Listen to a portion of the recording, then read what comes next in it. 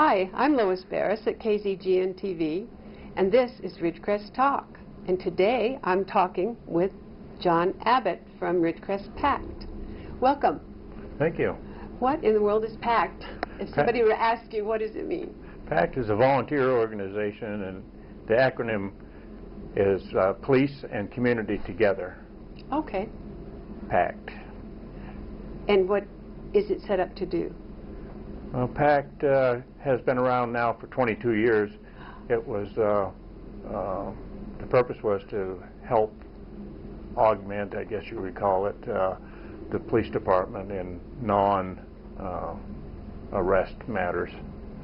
So you don't arrest people? No, we don't have arrest authority per se. If we need to have somebody attended to by an officer, we have our radios, so you can microphone, call we can call the police department, correct? But that's what it's set up for, is to help them out if they don't have personnel to go out. Is that what it is? Yes, they often, like an accident scene as an example, may require 3 or 4 people or more to attend to it properly and safely. 2 officers may have a difficult time paying attention to traffic and investigating the scene and interviewing the drivers. How many folks do you have? We have approximately 50. Really? That's a lot. But they don't all work all the time. You don't work straight shifts or anything like that, do you? No, we work, as volunteers, we work volunteer hours, so we can come and go any hours we want during the day or night. We have 24-hour access to the police department doors. So you work 24 hours? I didn't know that. We have 24 hours in a day to do our volunteer hours. Do you have a set amount of hours each person tries to do, or? During the month we have, during the year we have a 48-hour cumulative. Each volunteer would like to do 48 hours over a year? That's what we expect, is 48 hours at the very minimum. Well, doesn't sound like very much. No, so. It's 4 hours a month. It's I believe it's easy to come by, but some people have difficulty with even 48. I see a eagle on your thing. What is your rank? I am the PACT commander. Okay. And that fits in where in the chain of command? As far as the volunteers go, I'm the lead volunteer. I fall under chain of command wise under the echelon of rank structure as PACT coordinator is a paid person. Oh, there is actually a paid PACT person. One. That's correct. The gentleman who heads it up, in this case, gentleman, Andy Podgorski, and he's a paid city employee. Okay. And then you're his right hand, or basically correct. You work right under him. That's correct. Okay. Anytime he's out of town or incapacitated for any reason, I would assume that function as a non-paid person still. Does he have like a 40-hour week or something? He is 32. He 32. is. It's part-time, but almost full-time. Correct. Yeah. Okay. And then you do that when he's not around? Yes, I do. Okay. What happens if something happens big and you need lots of folks? Do you have to get on the phone and call people, or how do you get them out? I tend to go toward the chain of command. We have sub sets of in our department where we have patrol. We call it patrol. Almost like committee. Yes. In charge of different things? That is correct. And okay. We have a lieutenant and a captain in each one of those capacities. Okay. How many of those do you know? Can you? We have 7 different ones. 7 different yes. sections of yes. things that are needed. Yes. Okay. We do patrol. We do child ID. Ah, I remember the child ID thing. That's really a good thing. It's a very good thing, and we've tied adult ID into that too for adults who may not have an identification card that they carry, or there may be some medical issue. We can do that for people in the community. They just need to request it. Do they just need to request it and go down to the department, or do you go to them, or how does that work? They can come down to the department. We request they contact us, and then we'll try to make arrangements. How would they contact you? Call in the police department, or? Yes, and the police department, the city's telephone number. There's as you go through that chain, it does offer the PACT And when Okay. you get to PACT, you can let the person who answers that telephone call know that you'd like to have the child ID person contact them. Sometimes you have, even at events, you have people that go out and do the child ID. Yes, we Out and do. about. Yes, and I we think do. that is awesome, because that way, lots of times your kids don't have any ID. Correct. Small children That is don't. right, and it was established, of course, in the event a lot of children disappear in the United States or throughout the world, and if people choose to, we can take the child. Usually we go to schools, but we do it at businesses. Joanne just opened. Barbara Podgorski is the captain on that, and we went to Joanne's. You went down there? Yes. Oh, okay. I thought I saw somebody down there doing that. And they offered that, and we went down. Is it a free service? Do you have to pay for it? Or? It's a free service. We appreciate any donations, but Okay. everything that we do is donation driven. We don't generally ask for any fee to do so something there's no like that. Okay, I'll do this for X amount of dollars. You just say, Correct. if you have it, donate, please. Otherwise, we'll get it done That's for correct. you. In the instance of child ID, that is true. Okay. And the other things that we do, we have paid events that we do, such as motocross. We just had that. It's a weekend event. It requires upwards of 24 to 30 volunteers to make that happen, as well as the police department, the sheriff's departments, the explorers. For traffic control primarily? Or? Yes, road closures, traffic control, that's Okay. correct.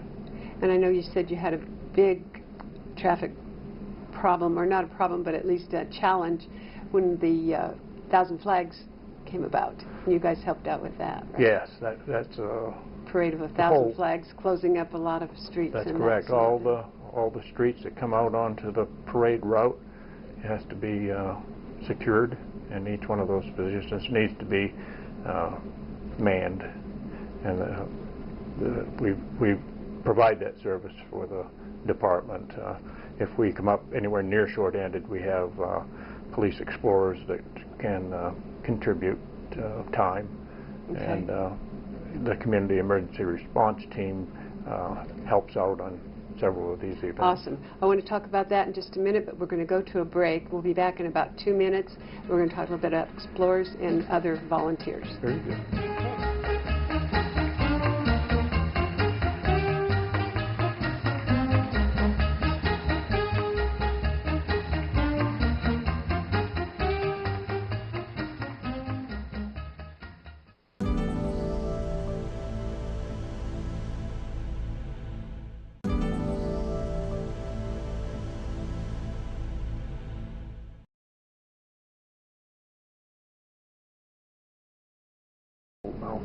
And we are back. You're back with Lois and John Abbott from PACT.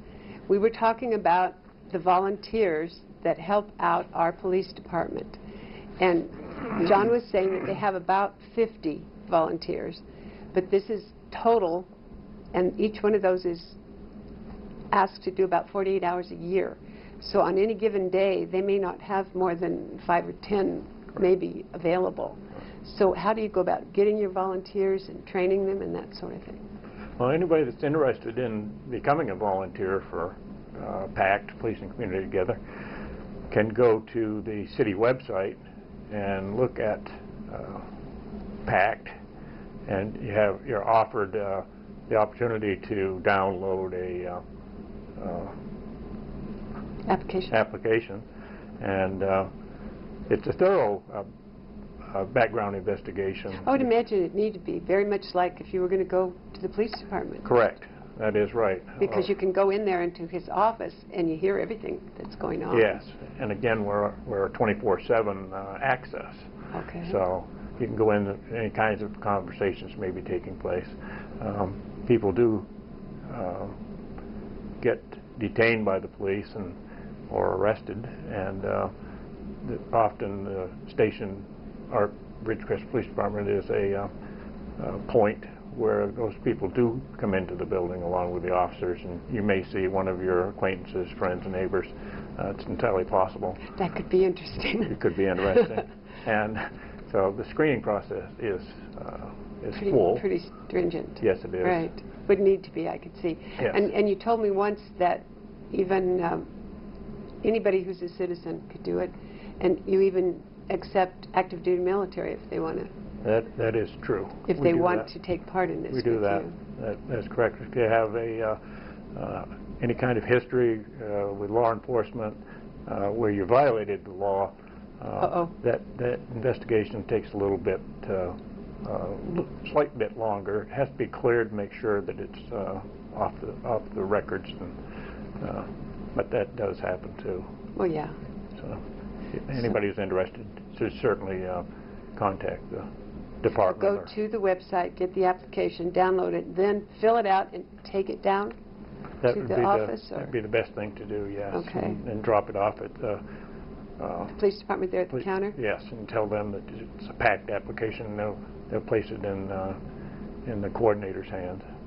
And then they'll get back. You guys will get back to them. Yes. Okay. As the process gets closer to completion and we hear something back that says this person is completed or needs XYZ more or something. That's right. Like that. You'll hear the applicant will hear also on that information was lacking. We missed a section of your life or something. Yes, that is Right. true. Uh-oh. That is true. Where is that? Yes. Okay.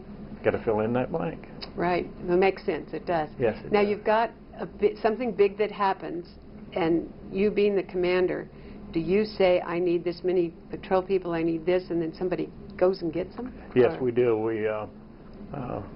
We assess what's going on. We determine the number of people that we need, and then we get in touch with them via telephone and tell them our needs. And we have, after doing this for any period of time, 6 months, a year, you can pretty well determine who is a volunteer for whatever it is that you're looking for.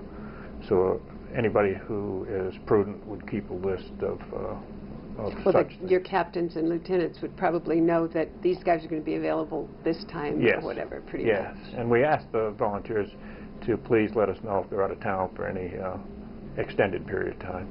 That way we're not wasting a telephone call or 5 or Your more. time even, or theirs, or whatever. Yes, trying to contact them, and they're not even available.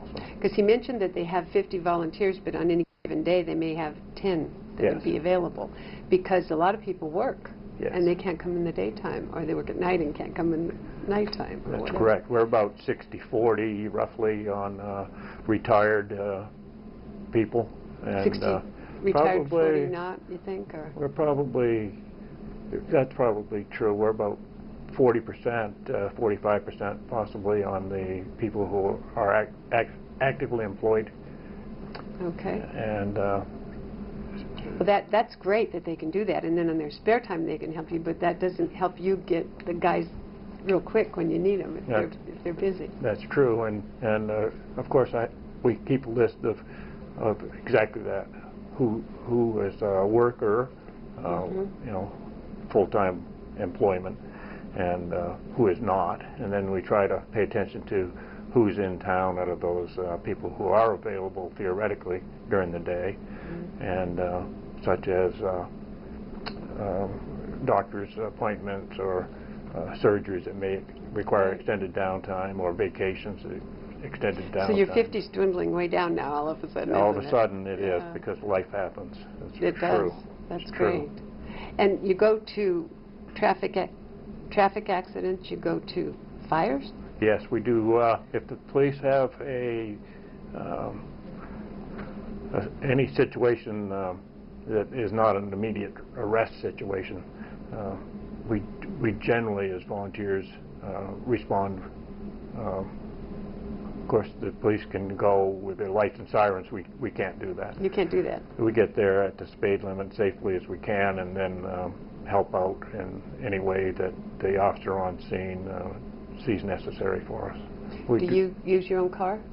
Not unless that is a very short notice situation where we need you now. And you're at home or something? And Yes, then it's possible that you could drive up in your own car. But generally, we would go to the police station.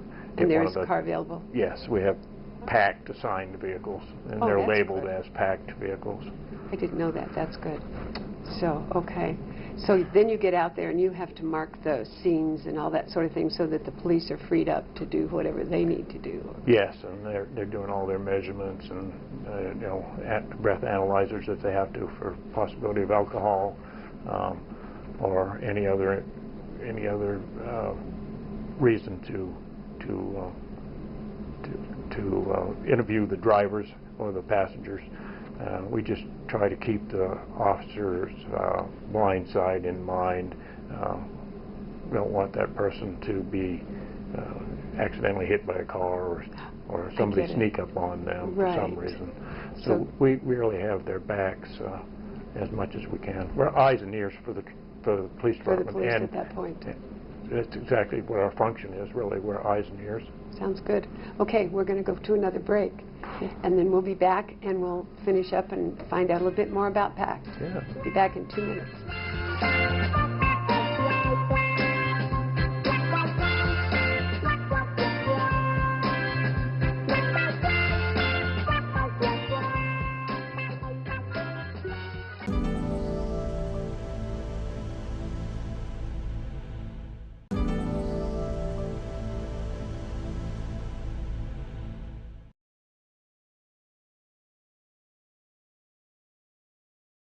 We are back with John, Abbot, and Lois, and we're talking about PACT, and we just decided that we have a lot of things we need to tell you.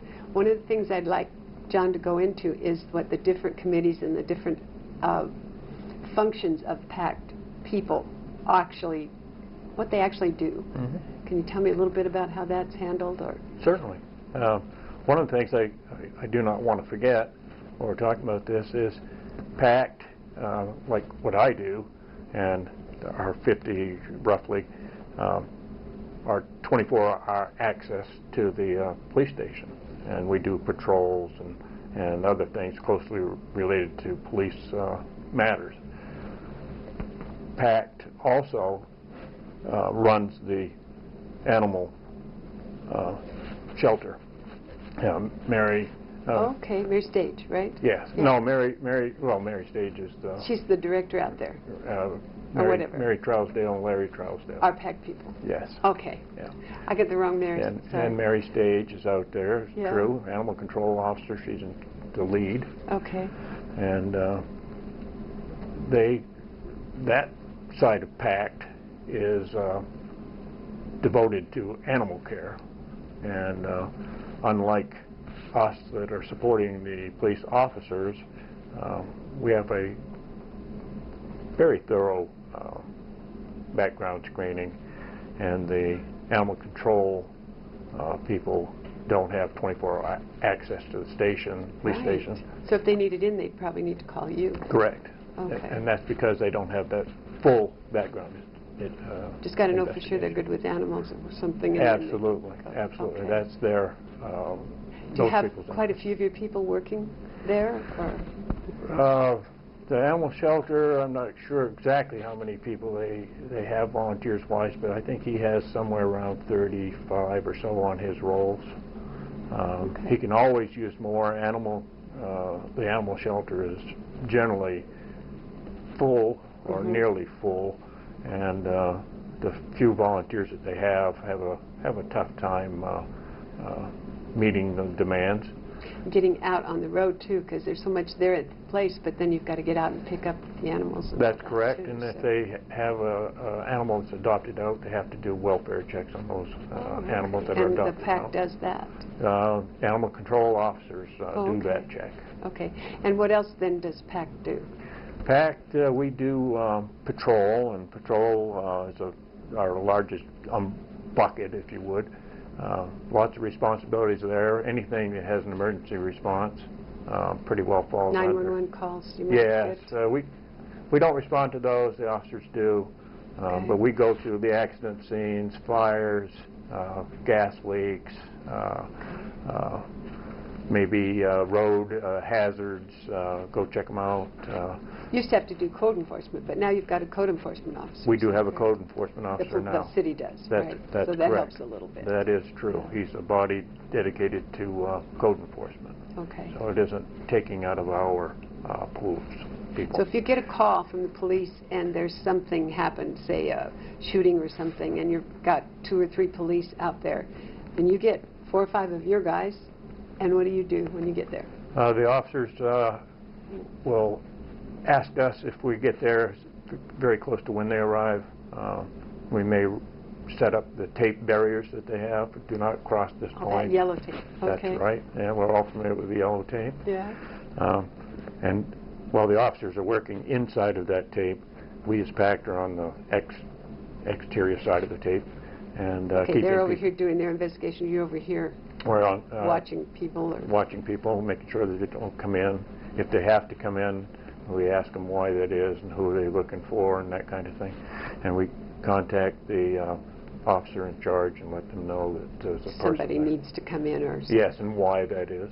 Okay. And we keep a log of people that come and go from the scene, including the officers, anybody who comes and goes from that So it's crime your scene. job then to say who comes and goes. We generally keep that log for the officers. They're already busy with their investigation, so we do that. Well, that's a good deal. There's a lot of things. And then what about, say, one of these sobriety checks or something? Do you work those, or is that all Yes, we do officers? that also.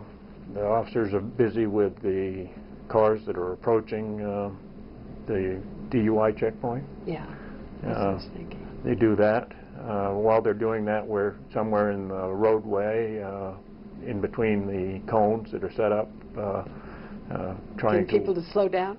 Trying to slow people down, that's right. Some people are not courteous enough to volunteer to do that on their own. I hope you have something besides that that's bright, that they can see you. Yes, we do. Everybody in the street has on a reflective vest. Oh, that's good. Yeah. No exceptions to that rule. Okay. And we're out there watching for those people who come in a little too fast, people that may be switching seats. Turning away quick. The driver may be switching seats with the passenger. Oh. They may You might be able to see that where the policeman couldn't when they got That's up there. correct. That's correct. Interesting. They may put something out of the window, drop something out, or throw something out. So we're there to watch that kind of thing, as well as you suggested, people who make the U-turn once they're started in towards the road closure point. They may throw a U-turn. We advise the officers that a particular vehicle You'll get a license number or something. as best we probably. can. Yeah.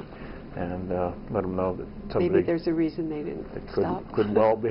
Could well be. You never know. That's true. So And what other types of things do your groups do? You said like 4 committees or something. Yes, we have people who do surveillance. Let's say that maybe there's a lot of residential break-ins in that particular section of town. And then we could set up a surveillance. So when I went down there and signed up a thing and said I'm going to be on vacation, you guys would be the ones that drive by my house. That's correct. We can do Okay. if you sign up for vacation, we'll do a vacation house check. More than happy to do that. That's really a good deal, you know, because you feel more comfortable if you know somebody's coming by your place. I would think, yes. Yeah, it's good for me. Well, we're real close to out of time. What is the one thing? Is there something we've forgotten that we need to say? We need lots of volunteers. Need lots of volunteers. If you're interested in giving time to your community, anybody interested in volunteering for, of course, would likely take you, but PACT, I believe, is an exceptionally good organization. It'll really enlighten anyone if they volunteer to assist the police officers. It'll really give you a good overview of your community. You're going to really learn a lot about Ridgecrest, about what goes on here, because you're right down there in the middle of it. Thank you very much for being here. We're going to have you back, maybe Andy, when he gets back, because there's so many more things we could have talked about.